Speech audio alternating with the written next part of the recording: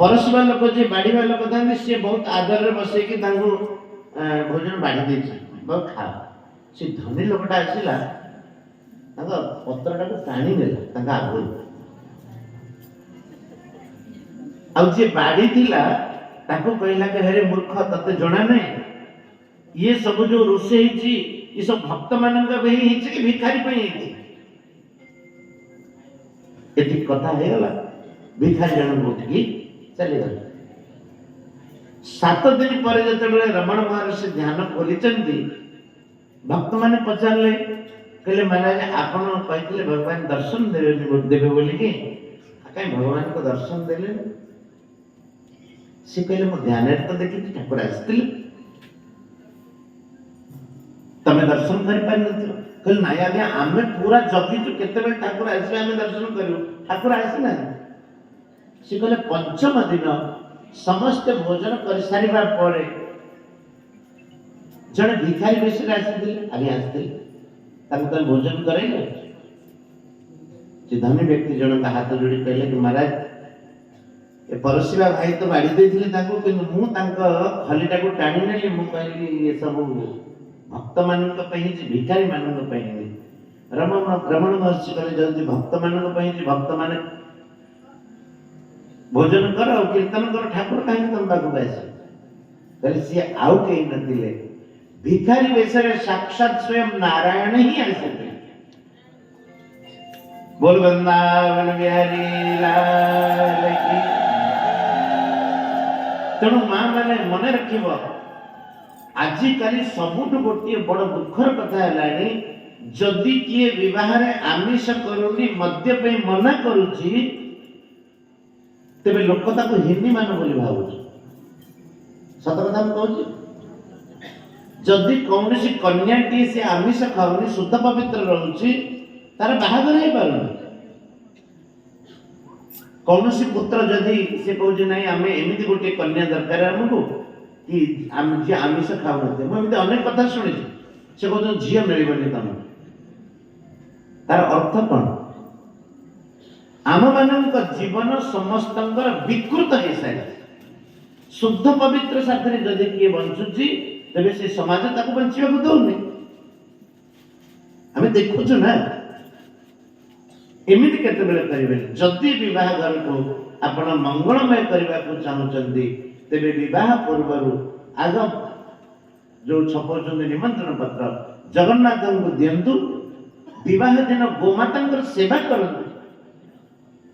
गोमाता को किसी खावा को दिंतु 33 कोटी देवता विराजमान गोमाता देहरे गोमाता को प्रणाम करूँ आशीर्वाद नियंतु आज्ञा नियंतु शुभ दीपावली जलांतु आदि एमती आम उत्सव जदि हत्या करागला आपण मैंने निजे भावतु से मंगलमय हो कि अमंगलमय हो देखा देखी सी कर अमंग तो आम ताठू आउ गोटे उपर करवा माने आम गोड़टा समस्त ऊपर चढ़ार अच्छे ये बिल्कुल ठीक नुह किंतु आमर ठाकुर राजा राणी कानून विवाह उत्सव सेमती होना जी आसो भोज देख कौन खीरी खेचड़ी सर पुड़ी संसार में जितेक अन्न व्यंजन साक्षात महालक्ष्मी जो विराजमान आउ सब वैकुंठ धाम भगवान सखा सखी मैंने आसिले अन्न व्यंजन भाषुची जी आसला प्रसाद सेवन कला खूब आनंद उत्सव करके नाम संकीर्तन चली थाए ब्राह्मण मैंने स्वाहा स्वाहा करता भाव में विवाह उत्सव संपन्न है राधे राधे राधे जय श्री राधे राधे राधे राधे जय श्री राधे श्री राधे राधे राधे जय जय श्री राधे राधे राधे राधे जय श्री राधे लाल की भगवान गोटी नहीं जोड़ी नहीं अनेक लीला है कहा को ठाकुर सुख देना ब्रज गोपी मानकर घरे आउ मन लगे से चाहता कौन सी उपाय रे आम कानून केमी जाके दर्शन कर दिनकर कथा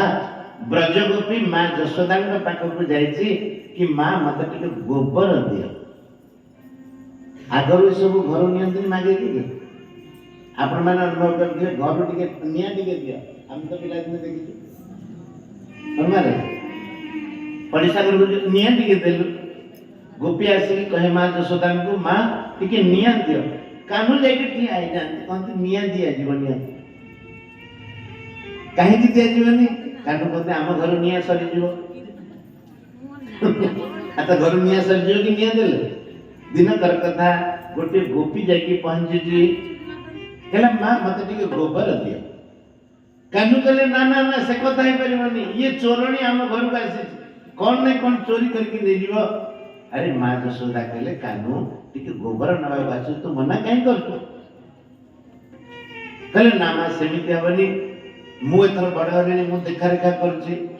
किंतु मां जतबेले बाध्य कले गोपी गला गोबर नवा पई गोटे झुडी टी नेकी जाईछि झुडी खांदी कोन गांडवा खांदी गोपी जानी सुनी कोन करछि झुडी टी के एमिति फुल कर देछि नीचे जेमिति टेकी पाइबो जानी सुनी झुडी फुल कर देछि आ टेकीबा को चेष्टा करछि टेकी पाइले जतबेले भक्त निज को अक्षम माने सेही समय जाय भगवान पहुंची कानू जाके पहुंच गले कानू को देखी गोपी कहला कानू